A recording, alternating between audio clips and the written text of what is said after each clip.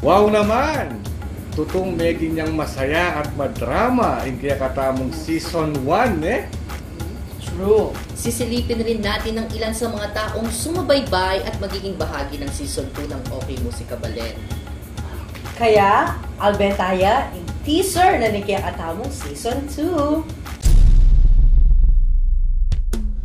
Balang ating kantahan, ilamuin ka kung pantulan, bentantang tunay magparamdam, ingka kung hanga kapampangan.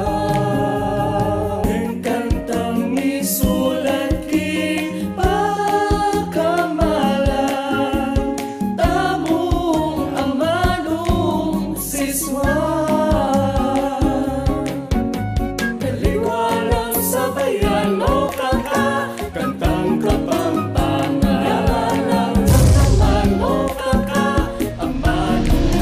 Pasalamatan na lang ng OK Musika Ballet ding Pampanga's Best, now halal certified, ang Poy Tierra Linda Commercial Building.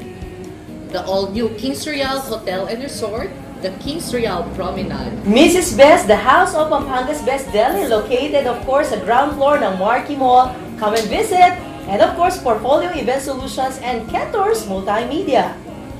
Sa lahat ng gustong mag-produce ng music album, ang Q&A Productions Enterprise, isa na pong record label company ngayon. we have Mr. Ray Bayubay and Mr. Boro Campo.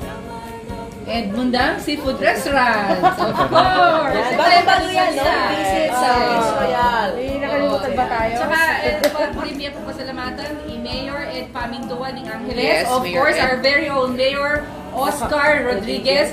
I-Vice Mayor Vicky Vega ng Angeles. Magbalik ta Angeles. Ampo pa Marang Morales. Councilor Marang Morales for her support King OK Musika Advocacy. And of course, the OK Musika Ballet viewers. Marakala salamat po kay kayo.